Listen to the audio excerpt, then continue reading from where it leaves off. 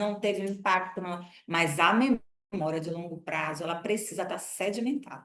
Ela precisa ser retroalimentada, até quando eu estudo com meu filho. Então, o que é que eu faço de estratégia para o adolescente que chegou para mim estudar, compreender, entender, reorganizar? Ah, a gente tem pontes aqui, a gente pode grifar palavras-chave, a gente pode fazer mapa mental, porque a gente não está falando só de criança, né, gente?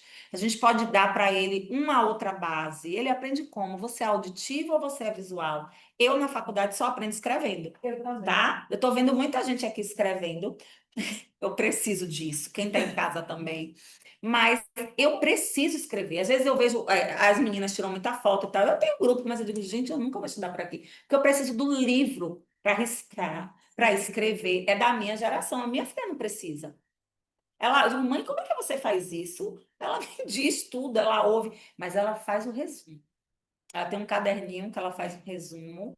É o estilo de aprendizagem dela. Qual é o estilo de aprendizagem do seu paciente? Ele é auditivo? Não. Ele é o quê? Ele é aquele que é leitor? Ele é aquele que aprende com vídeo? Não é? De que forma que isso é feita? Aí a gente tem também que absorver e entender esse movimento. Quem está em casa, que a gente sempre se preocupa, pode deixar as perguntas se quiser, viu, gente, no canal que eu respondo assim que as meninas forem. Não, ainda não deixa eu interessar, não. Não. Tem alguém com... Eles trazem de cá, porque é a primeira vez, ou vocês passam para eles vão trazer. Bruna vai trazer, né? Pronto. Aí tem a neuroplasticidade, que a gente já falou também. O cérebro vai fazer adaptação. A neuroplasticidade é isso, é se adaptar, né, dentro de movimentos, de dificuldades ou não, né? A neuroplasticidade chega aí para trazer para a gente, enquanto neuropsicopedagogo, esse olhar. Você estimula, estimula, estimula e os ganhos vão chegando. E volto a dizer, nas primeiras fases, nos primeiros anos de vida, é o canal de maior modelação de aprendizagem possível. A gente vem também, né, com as dificuldades de aprendizagem que fazem parte do neurodesenvolvimento, todos nós já ouvimos, né, falar. E aí, nessa retroalimentação das terminologias técnicas que eu deixei, eu trago um pouco também desses transtornos, né? A déficit de atenção, hiperatividade, dislexia, o autismo, a descalculia, que são classificados como transtornos do neurodesenvolvimento. Existe algo ali que não é compatível e a gente consegue perceber, né? A gente consegue identificar e traçar. E é importante para o neuropsicopedagogo saber as características de cada coisa para o seu relatório. Porque você não dá diagnóstico, mas você levanta hipótese diagnóstica. Quando você traz dentro das características tais, que é uma outra identidade profissional sua, relatório. Eu visito vários, mas eu tenho meu relatório, que não é igual. O de Joana para Paulo, o de Antônio para. Não é igual. Eu parto do princípio daquilo que eu registro, que eu vejo de avanço e do que falta. Agora, os meus encaminhamentos quase sempre são iguais, porque eu preciso do neuropediatra para consolidar o meu olhar. Eu preciso que ele feche o diagnóstico, eu preciso que ele diga se existe um diagnóstico. Assim como eu encaminho dentro do meu olhar para outras percepções. É necessário acompanhamento com o psicólogo, tá? Sugiro que a família faça orientação parental para saber lidar com comportamentos, né, inadequados. Óbvio que eu não vou botar isso no meu relatório. Com comportamentos disruptivos. Olhe a terminologia de novo, importante para a gente. Às vezes são inadequados mesmo, são sem limite, mas eu não posso falar isso nem colocar. Então, são disruptivos, não são cabíveis para uma criança de 6, de 7, de 10. E aí eu faço esse encaminhamento. Na orientação familiar, normalmente, quando eu dou o relatório, eu faço essa troca com a família, tá? Leia o relatório e aí a gente faz a troca. Você concorda? Aí a família, tudo bem, eu concordo. Aí depois eu tenho um outro momento para a gente ver. Normalmente a gente já está seguro daquilo que a gente faz e é bem nesse movimento. Vem a neurociência, que na época, né, das pessoas que passaram aí dos 40 até os 30 anos, não se ouvia falar na neurociência como um percursor aí para a gente compreender a aprendizagem, né? É o estudo da realização física do processo de informação do sistema humano. Imagine, como é que se processa essa informação que você recebe? Aí vamos para o senso comum. Porque às vezes você fala com uma pessoa uma palavra e ela se sente tão ofendida. Nem foi, ela não elaborou. Aí entra em outros processos dela, que a psicóloga pode falar muito mais, que é a ordem emocional de berço de infância, né? Do milindre. Ai, aquela pessoa, pelo amor de Deus, fale com ela com cuidado, porque ela não é a culpa dela. Não houve a maturação dela em processos, né? De processamento de informação, que é de sistema. E sistema neurológico, e sistema, né, de adequação. Então, englobam pilares que a gente precisa também estudar. A neurociência vem de uma demanda que envolve estrutura, neuroanatomia, que é cérebro, né? Que é estrutura, neurofisiologia, qual é a função de cada região do cérebro para a gente começar a compreender, neuropsicologia, olha quanta coisa, né, gente, que é nosso. Qual é a relação que tem essa emoção com esse aprender, né? Essa conexão de funções neurais, de transmissão de sinapses, de organização de pensamento, como é que essa criança elabora, né? Às vezes você pega uma criança e dá um xerocado para ela e diz assim, cada quadrinho você vai separar uma letrinha, vai botar boneca, Bonesa. Mas se eu não tiver uma estrutura de linguagem receptiva bacana, ela sabe até escrever boneca e ler, mas ela não sabe colocar uma letrinha em cada quadrado. Por quê? Porque a função executiva está em um movimento de atrapalhar, de não estar elaborado, e aí essa criança não planeja aquilo que foi dado para ela. Qual é a habilidade que está em falta? Aí você que vai ter que saber. É você que vai ter que investigar, você que vai ter que modelar, que correr atrás. Então, quando a gente fala de neurociência, a gente fala da pedagogia. Olha o processo de aprender aí, né? A profissão que hoje é tão não validada, principalmente a educação infantil, e eu fui professora até ano passado do grupo 6, né? De crianças de 6 anos de alfa, são as professoras que mais mereciam olhar e remuneração, porque é a base para todo aprender. A criança que não teve uma boa educação infantil, que não teve psicomotricidade, que não teve professor da tinta, que não teve o que você traz da exploração, da sucata, da escuta, da música, do brincar, é a criança que não vai ler tão tranquilamente, é a criança que não vai ter lateralidade, é a criança que não vai ter figura fundo, não vai ter percepção visual, né? Não vai ter esse foco atencional bem trabalhado, porque não foi sistematizado lá atrás. E isso não é Karine que está dizendo, isso é estudo, é neurociência, né? E a gente tem se perdido nisso. E aí vem a psicologia, que não é nosso, mas que é nosso, e aí a gente volta para a nossa conversa, saber dos termos, mas encaminhar para de quem é de fato, né, a responsabilidade. Mas você vê que seu paciente tem as emoções ali desorganizadas. Ou ele já tem 3 aninhos, tudo bem, até tem desintegração sensorial, mas a gente percebe na leitura que não é só isso. Tem uma família que modela esse comportamento. Quer ver uma coisa que a gente faz muito? A gente está na orientação e a gente fala assim: olhe, faça isso com fulano. E a criança está aqui do lado. Ai, mas ele não me ouve, ele só me ouve quando eu faço isso. E a criança está aqui do lado. Você, enquanto profissional, não permita isso. Se você não tem um momento para fazer orientação com a profissional do seu filho, você não vai ter um momento. Mas eu não posso estar te atendendo, principalmente que as orientações hoje são mais online, com a criança do lado, ouvindo tudo. Ah, mas ela não fala, mas é suporte 3. Gente, é um ser que tem vida, que está entendendo, que está recebendo todas as suas mensagens. Assim como eu não posso ser permissivo. Ontem eu tive o fechamento, eu já falei no início, de um caso de uma criança que está em São Paulo, que não tem nada e tal, que é comportamento. E ontem, mais uma vez, eu digo, graças a Deus, eu acertei mesmo. Mãe, deixa eu botar a carinha. A mãe está conversando sobre a criança comigo. A criança vai fazer 7 anos. E a mãe ficou com a cara de elefante, de cara. Eu com ela, né? Por que é que a criança é o que ela é? Mãe, nesse momento agora, mamãe está falando com carinho sobre você. Fique com o papai, licença. Olha o que a gente está colocando no nosso filho. Até podia. Deixa eu fazer uma carinha para ela ver. Deixa eu tirar a carinha, que agora a gente está falando com adulto. Mas isso não tem sido feito hoje no ambiente, né? Porque as pessoas perdem esse movimento e é seu também, de neuropsicopedagogo. Lembra na nossa orientação, quando você permitiu aquilo, ali a gente já pode trabalhar dessa forma. Ó, mãe, porque tem 6, consegue entender que a gente bota um pouquinho só. 3, nem deixe. Porque 3 vai querer outra carinha, outra carinha, outra carinha. Porque ele não tem maturação para isso. Você quer terminar antes para dar atenção para ele? E aí, enquanto neuropsicopedagogo, você vai fazendo todas as leituras, né? Todos esses movimentos de família que é primordial para todo esse desenvolvimento do seu plano de intervenção. A gente já ouviu falar também dos neurotransmissores, né? Que são as transmissões aí que acontecem pelas sinapses, que são as liberações de substâncias, né? Que o adolescente tem tanto, por isso que ele é tão impulsivo, por isso que ele não ouve, por isso o perigo da tecnologia na mão de um adolescente, né?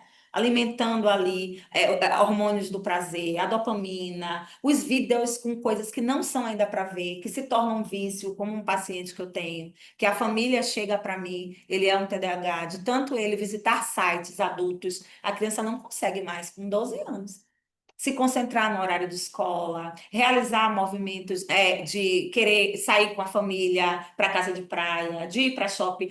Quem deixou, gente? Quem modelou?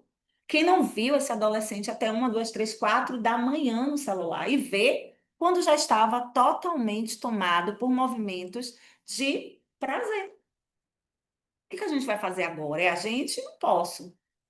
Não posso. Eu só posso dizer que o que você tomou de medida? A família tomou uma medida de colocá-lo para trabalhar. E uma medida linda lá na frente para a vida dele. Porque ele vai entender que a mãe dele procurou uma amiga de um hortifruti. Olha que mãe tem arte, viu? Para colocar ele para trabalhar sexta, sábado, vendendo a fruta com 12 anos. Para ele entender se ele tem tempo para isso, ele tem para trabalhar.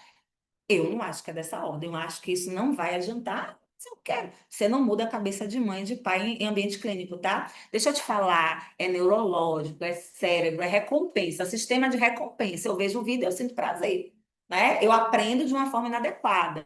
Eu não acho que é isso. Ok, acabou nossa sessão, acabou o tempo, melhorou? Não. Posso te dar um encaminhamento? Eu acho que está na hora de você falar com a psicóloga dele para um psiquiatra agir que a gente vai ter que entrar com medicação, com outras coisas. Eu acredito, mas eu não sou psiquiatra nem psicóloga. Eu vou entrar em contato com a psicóloga dele, ou o neuropsicopedagogo, com uma demanda dentro do ambiente clínico. E na troca com essa psicóloga, que bem provavelmente, né, psicóloga, vai dizer, ó, aqui a gente realmente vai precisar da ajuda de um psiquiatra. E essa criança, esse adolescente está medicado hoje com psiquiatra. Obviamente que fazendo intervenção para diminuir o excesso à tela, mas esse excesso já trouxe conflitos na vida de pai e mãe, a nível de casal. Quem foi o culpado? Não existe culpado, né? Mas de certa forma teve o culpado, que deu o celular, né? Que deixou muito tempo e que não rastreou. Gente, a gente está aqui, a gente está no outro mundo. Eu estou aqui com gente física e eu estou dando aula para pessoas de outro espaço que eu não estou tendo contato, que eu não vejo, que eu não toco, que eu não olho no olhar. E o humano é olhar no olhar, né? Por mais que a gente tenha a modernidade líquida facilitando a nossa vida com esses processos, olhar ainda é o melhor caminho, né? Tocar, ver, tomar um café juntos, fazer troca, ainda é o melhor caminho. Almoçar, pronto. Não tem mais mesa para troca, né? O almoço era o que da gente, que os pais não sabiam? Era atenção sustentada. Ou eu como e espero o outro levantar para eu levantar, que modelou o meu limite, minha função, minha relação com a família, de pares, de hierarquia, né? De cuidado, de respeito à mesa. Nós tivemos as intervenções sem que os pais soubéssemos o que estava fazendo com a gente, mas estavam. Obviamente que muitas coisas não iriam dar certo, como na nossa geração também não vai dar. E quanto mais informação, talvez a gente se perda se a gente não souber colocar a informação no local adequado, né? Porque a gente também não pode ser tão permissivo. Mas, ao mesmo tempo, o que é ser tão permissivo? O que é para mim pode não ser para você. O que é para sua família pode não ser da outra família. E é bem nesse movimento. Então, quando a gente desenvolve a plasticidade, né, que faz parte do sistema nervoso central, a gente vai em um lugar de uma capacidade, né, que está presente ao longo da vida inteira do sujeito. O tempo inteiro a gente está aprendendo e retroalimentando. Olha a minha dificuldade tecnológica. É uma dificuldade, é uma limitação. Me traz a ansiedade, que é um processo de emoção, de dar conta de quem está aqui, de quem está lá. Será que está bom? Será que as minhas colegas de profissão estão entendendo o que eu estou falando? Vai ficar alguma coisa para elas? Já vão usar para a vida delas? Então, existem em mim múltiplas possibilidades de sentimentos que não me permitem evoluir no campo da aula digital, dessa troca, de dizer, olha, gente, quem está aí está me ouvindo, pode escrever, mas quem está aqui que eu estou olhando, como é que está? Então, isso é o ser humano, é o desenvolvimento, é sistema nervoso e é neuropsicopedagogia. E é a neuropsicopedagoga que eu vou me tornar. É entender a capacidade, certas habilidades, né, desse indivíduo de elaborar aí todo esse contexto que envolve várias elaborações. Acho também que vocês já ouviram falar, a gente citou aí rapidamente, né? Compreendendo as memórias. A memória operacional, né? Ela vem para atuar na informação que a gente vai adquirindo, vai armazenando, vai descartando, e muitas vezes a gente não trabalha, principalmente no ambiente de escola, com memória operacional, mas no ambiente clínico a gente trabalha e a gente atua desde os jogos, da ludicidade, do trabalho com o corpo, das trocas no espaço gráfico. A gente tem que entender um pouco mais sobre memória de curto prazo, né? Que é uma memória imediata, é uma capacidade de tempo limitada, né? É breve. E tem algumas memórias que não são, como essa memória que armazena por mais tempo. A memória afetiva é uma memória de longo prazo, ela nunca deixa de existir. Seja ela boa ou ruim, ela impacta sobre você, né? Por exemplo, perfume. Quem não tem aqui alguém, principalmente da fase da adolescência, que não lembre do perfume de alguém? O cheiro do bolo, né? O cheiro do pão que foi feito por tal. Então, a memória de longo prazo não fica curto. Ali vai ficar a cor da vasilha, não te interessou, né? O tempo que o bolo levou para ficar no forno não te interessou, mas os pares, a relação, a troca, a emoção, o estar com o outro, isso fica. E aí o neuropsicopedagogo traz a receita para avaliação dele. Qual receita? Eu vou pegar uma salada de fruta para uma criança que tem desorganização sensorial e seletividade alimentar. Não vou, né? Porque o cheiro vai desorganizar ela. Ela pode não gostar da banana, da melancia, mas na minha anamnese, que é a minha identidade profissional, eu também pergunto quais são os gostos por alimentos. Tem alergia a alguma coisa? Porque eu trabalho com receita para planejar e organizar a função executiva, que é tal e tal coisa, porque você já vai deixando a família informada acerca desse processo. Então, as memórias, elas precisam ser, né, analisadas ali por vocês, para que vocês compreendam também de que forma é que acontece esse funcionamento de memória. Tem umas duas vidas, eu vou deixar eles para o finalzinho, por causa de Bruna, né? Vou chamar ela, mas eu acho que eu consigo.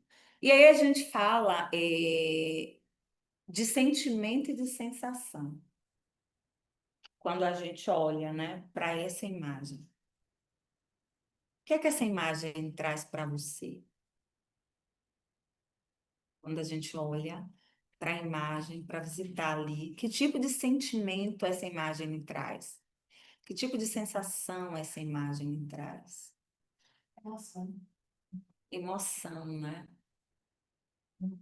E você, a nível de paciente, quando ele chega para sua vida, qual é a sua emoção diante de uma criança que não vai te dar resposta breve?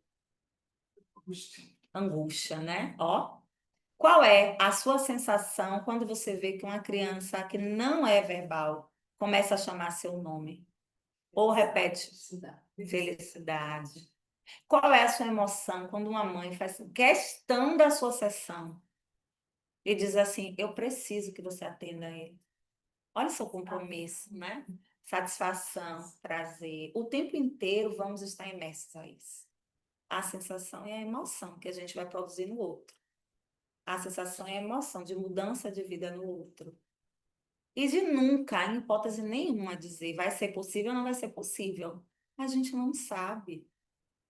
Principalmente hoje, né? A nível de tudo que a gente pode estar elaborando, está direcionando para eles. A gente nunca sabe o que é que vai ser possível ser feito ou não vai ser possível ser feito. Não fala, vai falar, não vai falar. Quando vai ser isso? Gente, a gente não tem como. Cientificamente, a gente tem uma janela de oportunidade, que é bem provável que essa criança que não se tornou verbal até 7, 8 anos, não vai ser um adulto que tenha troca dialógica, vai dizer água, quer comer, nananã, né?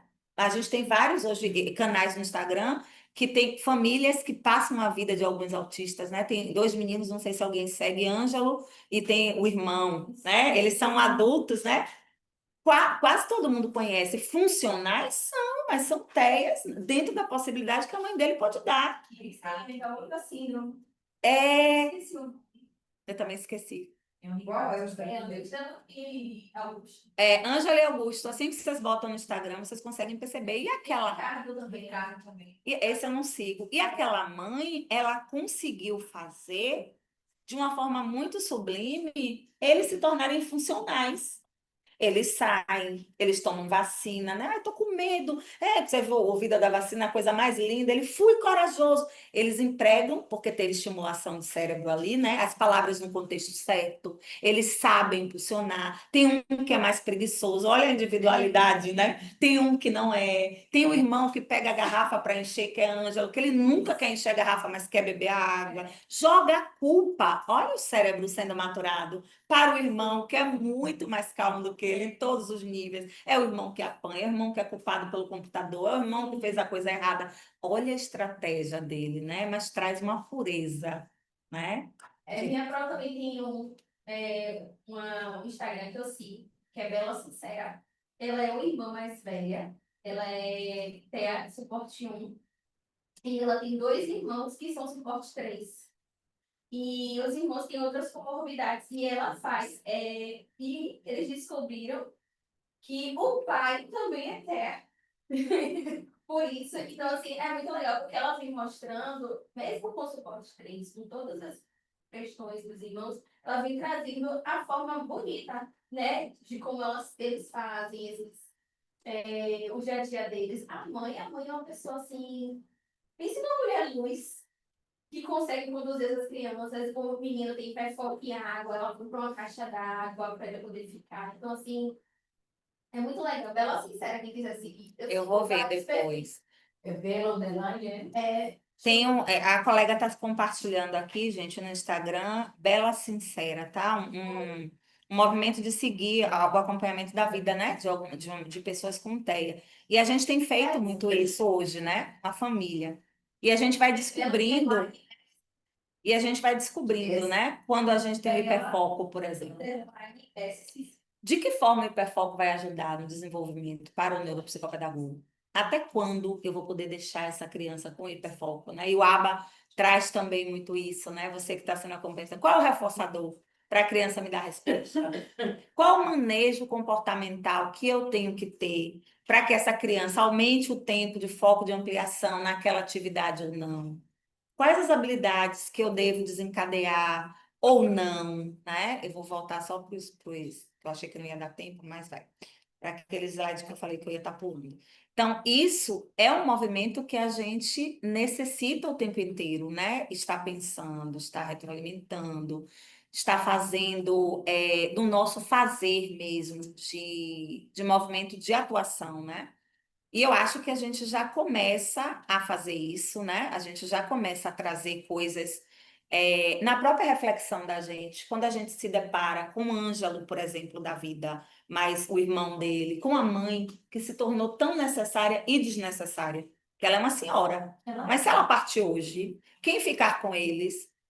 Tem dois adultos funcionais, que toma banho, que come, que interage, que diz o que quer, que diz o que não quer, que traz ali toda uma ingenuidade, mas que dá conta de uma vida social. E alguns pacientes nossos vão fazer só isso, dar conta de uma vida de função, né? De ser função social dentro de um contexto, mas vai precisar sempre de um mediador. Vai precisar sempre de um adulto para que esse adulto faça essas possibilidades. E aí eu me questiono e questiono a vocês também. Qual é o papel da escola inclusiva? O que a gente quer com esses pacientes? Com essas crianças que chegam para a gente? Por que a gente pensa tanto no ler e no escrever? Por que a escola pensa tanto na matemática? Por que o projeto que leva a gente para a Praia do Forte não trabalha outras habilidades naquela criança, que não seja só o projeto para conhecer a Praia do Forte, as tartarugas, nananã? Porque eu tenho uma inclusão. O que é que eu vou fazer com ela? Por que hoje as festas, né, de escola para a inclusão não se tornam inclusivas? Porque desde o som, Até o movimento está ali. E de repetir para o pai ver, né? A gente precisa repetir para o pai ver. Repete pro pai. Mais uma vez a música de São João, o outro já se desorganizou, né? E a gente não se dá conta, e eu entendo, porque a gente quer o nosso, né? Nosso filho, a gente quer ver, quer fotografar, mas ninguém, quase ninguém pensa, até a própria família. Tem casos de crianças de inclusão que não tem que estar naquele movimento, porque é enlouquecedor para a criança, é sofrido, é um castigo. Karine, eu queria saber sua opinião sobre essas crianças de inclusão. Você acha certo crianças de inclusão estarem na escola normal? Na escola convencional, a pergunta da colega. Se eu acho certo as crianças de inclusão estarem dentro de um ambiente de escola, né, convencional, uma escola regular. Assim, eu acho que a gente tem avançado muito. Olhe vocês aqui hoje. A gente está em busca de querer ajudar e entender, compreender, né? E nessa troca, nessa compreensão, quando a gente levanta essa pergunta, se eu falar para você que eu acredito que não, eu vou dizer que eu não acredito no que eu faço, que é a semente da inclusão. Eu acredito em incluir. Eu só não acredito na forma como a inclusão vem sendo feita em alguns espaços de escola. Eu acredito que incluir hoje o tempo dele não é para ficar até meio-dia, eu vou ligar para a família e pode vir pegar. Eu acredito que essa criança não vai poder ficar dentro dessa sala com os mesmos materiais que os outros, mas a escola tem que viabilizar para ela um núcleo inclusivo, um espaço e materiais. Eu acredito que eu, enquanto educadora, não vou poder traçar uma meta de avaliação e eu vou entrar em contato com a inclusão que acompanha ele a nível de equipe de escola. Nisso eu acredito. Só que para isso a gente precisa mudar o olhar. A gente precisa revisitar o nosso eu que perpassa por um eu que não é escola. É sistema Brasil, é conteúdo. O que é que a gente pode fazer para avançar nesse olhar? Porque o inteligente não é quem lê, não é quem escreve, não é quem toma 10, não é quem toma 9. Porque tem muita gente que tomou 6, que tomou 5, que vivia no 7, e eu estou aqui na frente de vocês, né? Que era uma criança que a minha mãe ficava ali perto para eu conseguir avançar e tal. Mas eu amo o que eu faço. E eu vim para uma área onde eu procuro ajudar aqueles que talvez tenham o que eu tive lá atrás, o que eu me identifico com os meus pares, com os meus pacientes, o que eu digo, né? Para os meus pacientes, para as mães deles, sim, mas e lá na frente? Então, eu acho que incluir e ser neuropsicopedagogo é entender que a gente precisa sair desse lugar.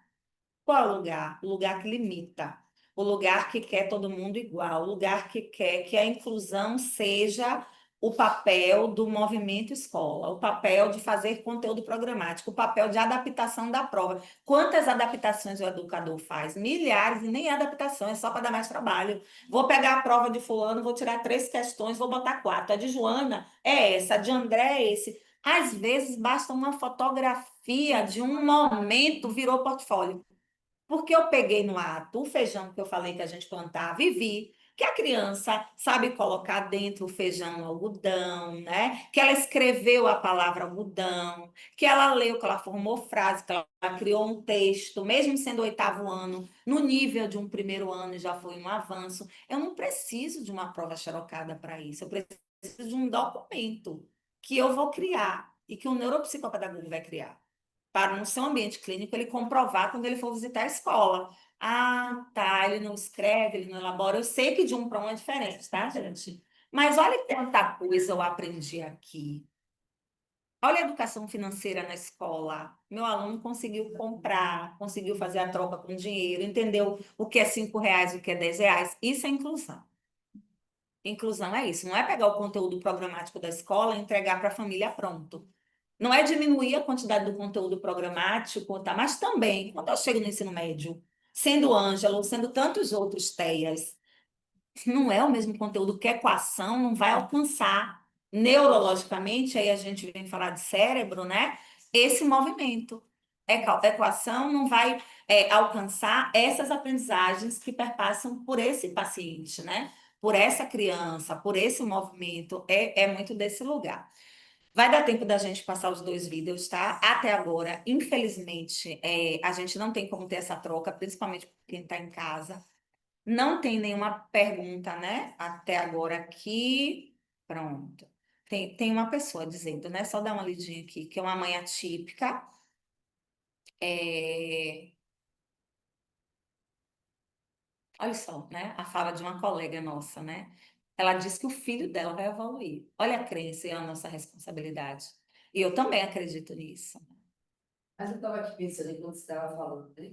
Há uns 10 anos, olha quanta coisa mudou. Quanta coisa Quando boa. a gente via uma criança, né, que tinha até, meu Deus do céu, a gente sempre percebia claramente.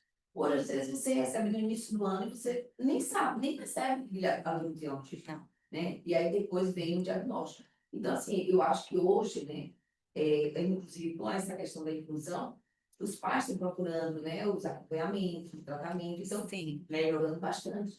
Então, eu acho que também tem que melhorar. O tratamento, ele vem ajudado, né? Obviamente, porque é aquilo que a gente fala, né? Nesse campo de evolução, porque existem outras intervenções, né? Existem outros fazeres, outros saberes. Mas antigamente realmente não existia isso.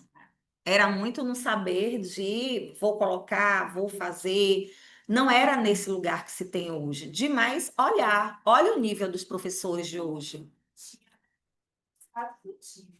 É. Pró, Acho que eu tenho TDAH. Acho que meu marido pró. tem. Eu vejo várias pessoas. E antes não tinha. Tinha que, desinteressada, não gosta, Não gosto de estudar. gosta de estudar. Sim. E hoje a gente já tem. Eu digo a gente como sociedade global. A gente já tem uma visão diferente. Não, peraí. Ela não gosta ou ela tem alguma dificuldade? Que dificuldade é essa? Então, até a nossa postura como educador hoje mudou. A percepção. Sim, com certeza. A gente Pró, muda esse olhar, né? Muda o nosso olhar, é outro. pró. Para ter esse olhar mais ampliado, Com né? certeza. A Sim, eu senhora acredito. coloca o link do vídeo, por favor, no chat? Coloco, meu amor, claro, vou colocar todos, viu? Assim que Obrigada. terminar aqui, eu vou colocar todos. Deixa eu só colocar esse agora, porque aquele não deu para ouvir. Então, eu acho que vai muito disso também, né? Hoje a gente tem maior conhecimento. Olha o que eu digo, né? Antes a gente não tinha, mas tínhamos todas as intervenções. Quando era possibilitado para a gente esse corpo, esse recurso de busca, esse movimento do próprio psicomotor. Quem aqui não brincou de sete pedras, de roda, né? De baliô, de. A gente brincava até porque as casas eram diferentes, era um outro formato, né? Brincava na rua, tinha um movimento muito diferente do que hoje é possibilitado, que antigamente não era, né? Então, eu acho não, eu tenho certeza que a escola, inclusive, é a escola que tem pessoas inclusivas. E quem são as pessoas inclusivas dentro da escola? Quem são, né? As pessoas inclusivas dentro da escola? O porteiro é inclusivo? A coordenadora é inclusiva? Todos que estão ali. Tá, mas será que são de fato? É isso Né? que eu penso, Pro. Tipo assim, não basta a escola apenas. É o que eu falo muito lá na escola que eu trabalho. Não basta a escola apenas receber. A escola tem que estar preparada para aquilo. E também no olhar de cada criança. Porque não Sim, dá para você botar uma prova adaptada com letra bastante grande.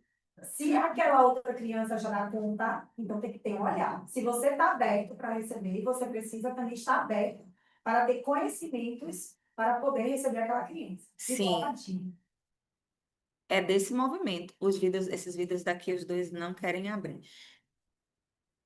Então, quando a gente fala, né, nessa terminologia, nesse movimento, nesse olhar, mas eu vou deixar o link, tá, gente? Nesse olhar, nessa construção, nessa nossa identidade profissional, de fato, é uma construção muito mais desse lugar. Eu acho e acredito que a maioria aqui já tinha ouvido muito dos termos que foram ditos, né, que foram falados na aula de hoje. Mas é óbvio que só ouvir não é suficiente. Eu preciso entender.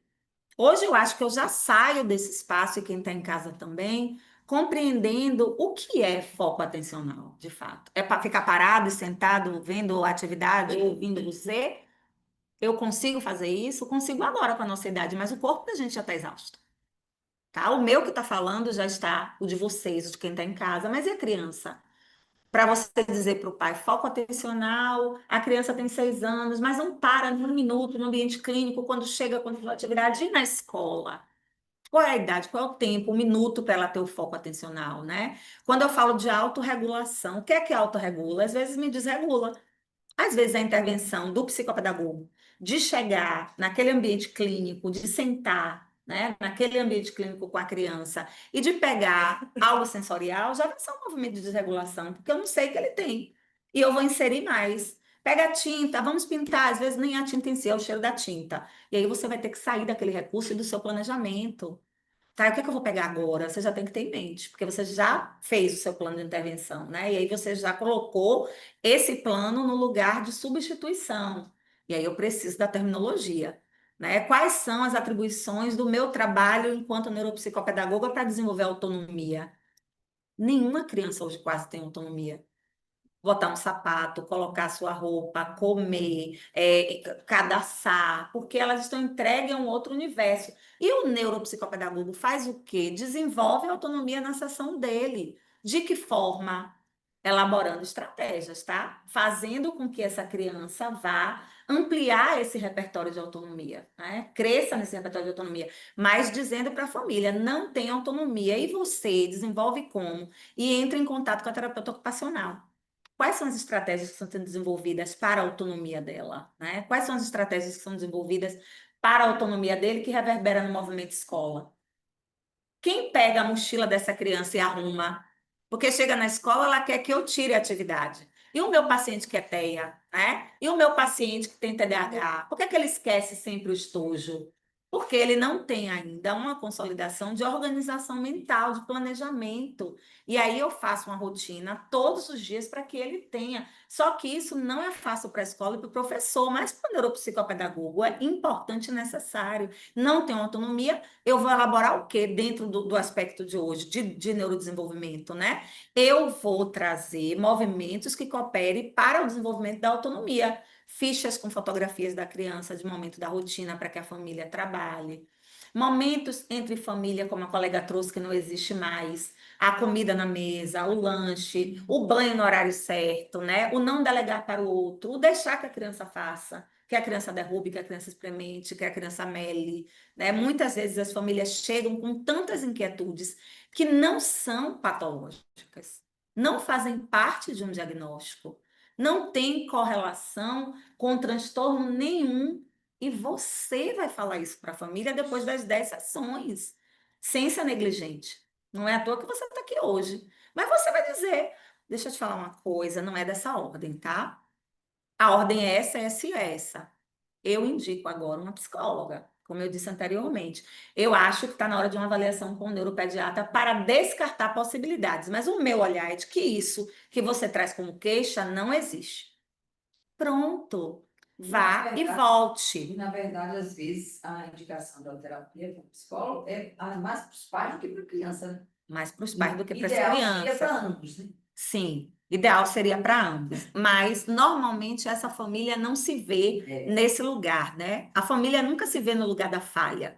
A família nunca se vê no lugar da ausência que ela sabe que existe, mas que ela não quer afirmar. Olha a neuropsicopedagogia de novo, emoção, cognição, motor, psicologia, pedagogia, né? A ciência aí atrelada a nível dessas informações.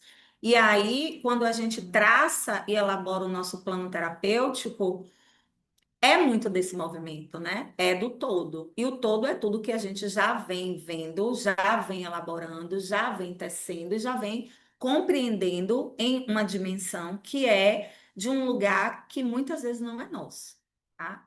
Então, palavras como estratégias de intervenção, avaliação neuropsicopedagógica. O que é avaliação neuropsicopedagógica? Você já se perguntou?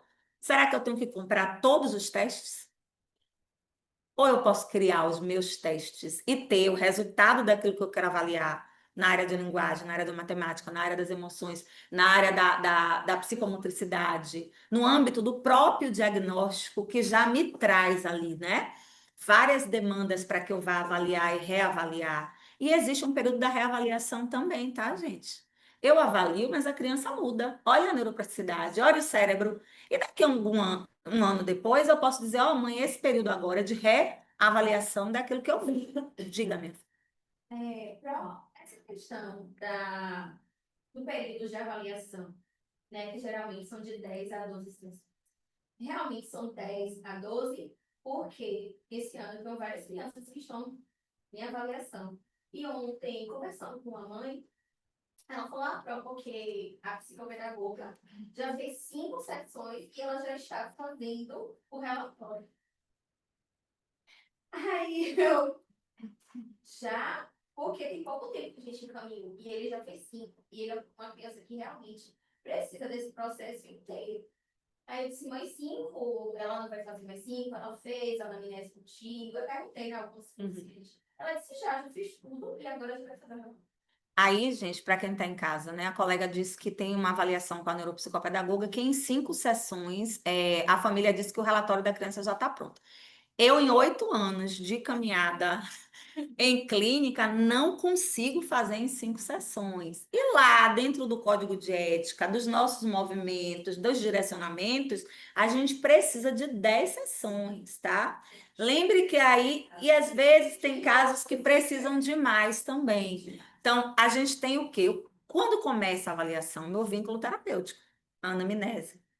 Primeiro contato com a criança, né, com a família, contato com a escola, EOCA, testes de linguagens, testes psicomotores, testes de habilidades matemáticas, testes de habilidades para a vida diária, testes de linguagem expressiva receptiva. Não consigo entender como a gente pode, mas vá que, porém, entre o real e o ideal, existe também outro local. Se você for trabalhar em uma clínica, em um mês, vou logo avisando para vocês que são 4 sessões, vocês vão ter que emitir pelo menos 4 linhas, porque o plano de saúde, ele precisa, para as próximas sessões, de um mini relatório, que não é para a família, é Mas para não a é- clínica. Aí tá. Não, aí esse relatório é o quê? Você vai dizer, o paciente João de Andrade está frequentando a clínica tal com sessões para intervenção e avaliação no âmbito da neuropsicopedagogia. Até então tem sido frequente, demonstrando, você já sabe o que ele demonstra, inquietude corporal, demandas de linguagem, tererê, tererê, tererê, tererê, né? Continuará dando porque o plano precisa, tá? O plano precisa de você para autorizar. Mas aí a família tem que saber. Aí você vai dizer, né? A clínica vai te pedir, isso eu falo por vivência, e você vai fazer o seu relatório com as 10, gente.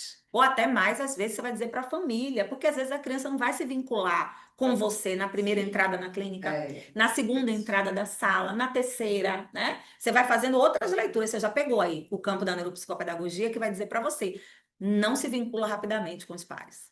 Não teve uma vinculação de imediato com a terapeuta que está com ele fazendo a intervenção, que não significa que a criança também não vá se vincular depois. Mas 5, eu particularmente, a nível de vivência, acho precipitado ou contaminado. Agora, deixa eu dizer uma situação que ocorreu comigo. Imagina. Primeira, eu já vinha sinalizando para a família e tal, ela levou para uma neuropediatra.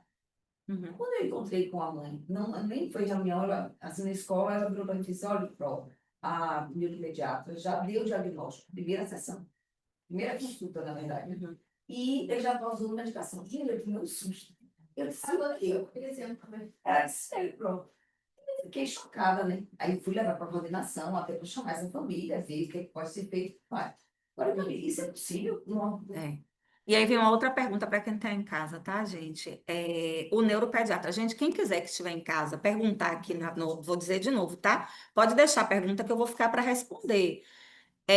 O neuropediatra avalia em quanto tempo? Normalmente, realmente é em uma sessão. Normalmente, o neuropediatra vai dar o laudo dele em 1 hora de atendimento, tá? Por isso, a importância da escolha do neuropediatra por identidade de família. Mas por que que ele avalia? Porque normalmente a criança chega para o neuropediatra munido de relatórios nossos, tá? De você não dá diagnóstico, mas você elabora no seu plano de intervenção características que vão designar coisas que a criança tenha ou não. Você vai botar então no seu relatório seu olhar. Após a minha avaliação, percebo que não tem habilidade de foco atencional, não faz transição de uma atividade para outra, olha o autismo, não tem troca triangular, tem resistência tátil, né? Não modela comportamento, isso é o neuro escrevendo e tal. Sugiro avaliação com o neuropediatra, mas as características estão ali. Então, quando o neuro pega e ele está em contato com essa criança, ele diz: olha, ela traçou aqui realmente o que nos testes deles, que não são nossos, não somos médicos, cada um no seu caso da qual, ele vai dizer: entra realmente com essa demanda minha. Pouco provável que uma criança chegue no neuropediatra sem ter passado pelo menos por um psicopedagogo ou pelo olhar da escola. E a escola também emite um relatório onde, com a linguagem da escola, ela vai dizer para esse neuropediatra que essa criança não foca, que essa criança não se relaciona com os pares, que essa criança tem inquietude corporal, que essa criança bate, né? A gente não vai dizer bate, mas vai dizer entra em conflito constante, que essa criança se isola, então é por isso. Existem alguns neuros que custam bem mais caro, porque hoje também avaliar e trabalhar dentro desse meio é um meio que envolve financeiro. Então, existem algumas neuros hoje que cobram R$ 4.700, R$ 7.000 pela avaliação, que é um público que às vezes procura, então elas têm 2 ou 3 sessões, mas é só para fazer essa troca e a família paga. Mas normalmente é uma avaliação só. Ela chega e fica 1 hora com a criança, algumas ficam 1 hora e meia. A criança, às vezes, se não tiver o nosso relatório, muitas vezes está contaminada pelo ambiente, né? É o novo, é a sala nova, é o brinquedo, é o tio que ela não conhece, né? A pessoa que está lá, é a família falando e ela sentada ouvindo. Então, às vezes, não é tão preciso. Você discorda de algum diagnóstico? A minha caminhada e o meu TC a nível, né, de caminhada pode me fazer não concordar. Eu não vou dizer nunca isso para a família. Eu vou discutir com as minhas colegas. Eu vou dizer, gente, aqui eu acho que não é isso, não. Mas vamos fazer a intervenção para que ela evolua e a criança realmente evolui. Pode acontecer? Pode. Assim como para a gente pode acontecer da gente ver características que não é nada, gente. Nem tudo é diagnóstico, não. Tá? Nem tudo na vida quer dizer que a gente tem algo. E hoje a gente, às vezes, está em busca de algo.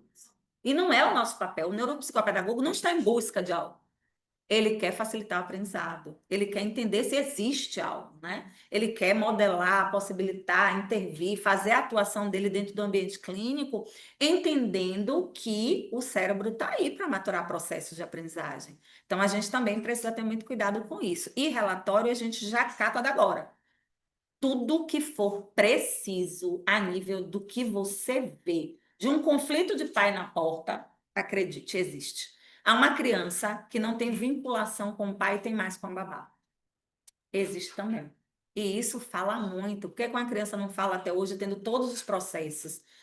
Ela vive na tela e ela não tem contato com a mãe. Quando tem, ela está com a tela também, porque a mãe está oferecendo o café para a amiga, tal, e a babá que está. Existe tudo e é o nosso olhar. É muito desse lugar. Vou pegar. Pegue lá, meu amor, que a gente está concluindo. Eu vou agradecer, tá? Para quem está em casa, de fato. Muito obrigada. Na próxima aula, a gente vai ter discussão de casos, né, clínicos. Vou trazer alguns movimentos de fotografias de casos clínicos para que a gente possa, né, já começar a elaborar a nossa prática de intervenção. O que é que eu quero na minha intervenção, né? O que é que eu vou trazer nesse meu processo de intervenção, o que é válido para mim, o que é que não é válido. Então, nessa próxima aula, a gente vai fazer esse movimento. Para além disso, a gente vai construir aí as possibilidades de atuação. É isso que a gente está fazendo, né?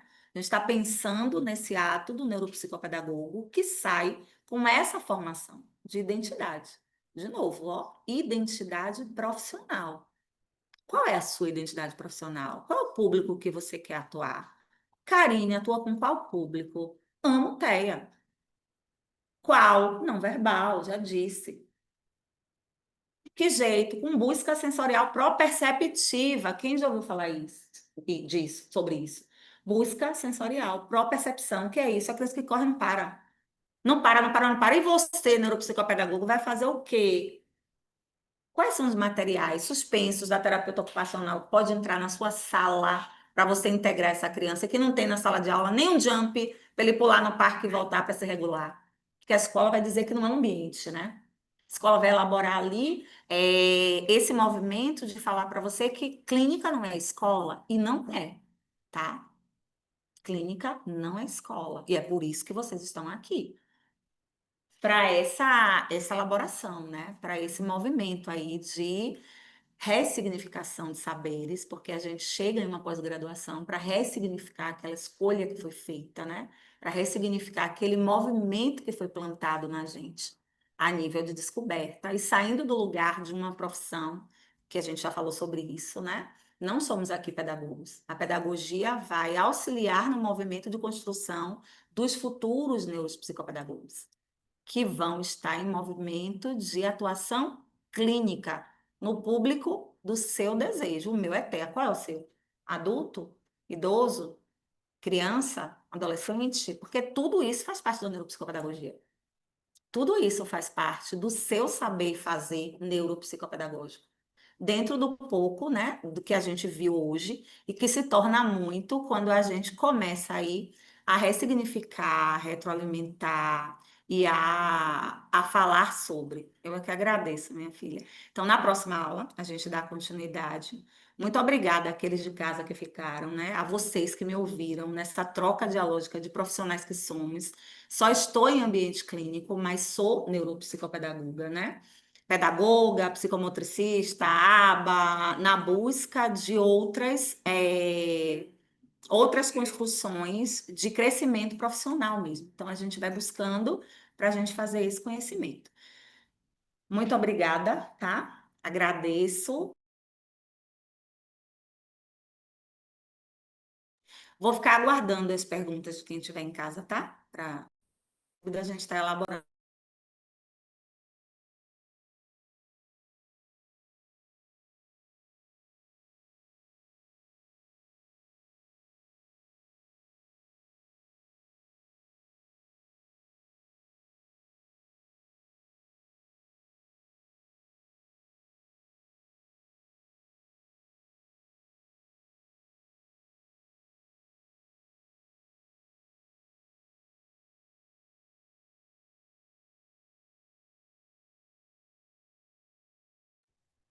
Eu quero uma declaração de matrícula, eu quero um não sei o quê, um documento XYZ.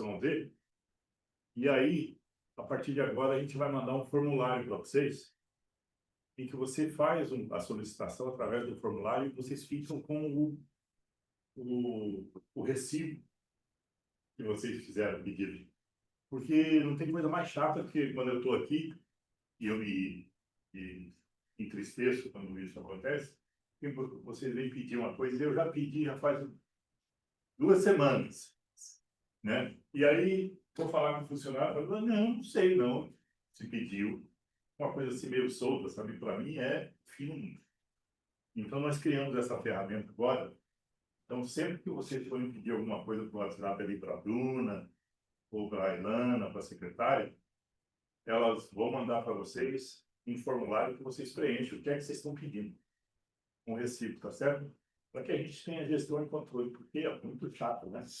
Essas coisas que parecem, do ponto de vista do indivíduo, pequenas, mas quando a gente começa a perceber que isso começa a se repetir, é muito desagradável, certo? Então, é para a melhoria do processo de atendimento nosso, tá bom? Semana passada eu recebi um puxão de orelha aqui de 2 alunos, essa turma, e eu me magoei profundamente e internalizei. Chamei a turma para conversar e disse, pô, o que está acontecendo? 2 alunos vieram me dizer que nem sabiam que as aulas eram quinzenais e que uma parte do conteúdo forma e que elas nem sabiam acessar a plataforma. Peraí. Isso é a essência, né? A gente não está brincando aqui em fazer suporte. Não, uma parte do conteúdo da integralização é no ambiente virtual de aprendizagem. Tem texto, tem slide, tem material para leitura, essas coisas. Isso faz parte da nossa dinâmica. Né? E quem se matriculou tem que saber que está. Eles não estão vendendo o gato, por exemplo.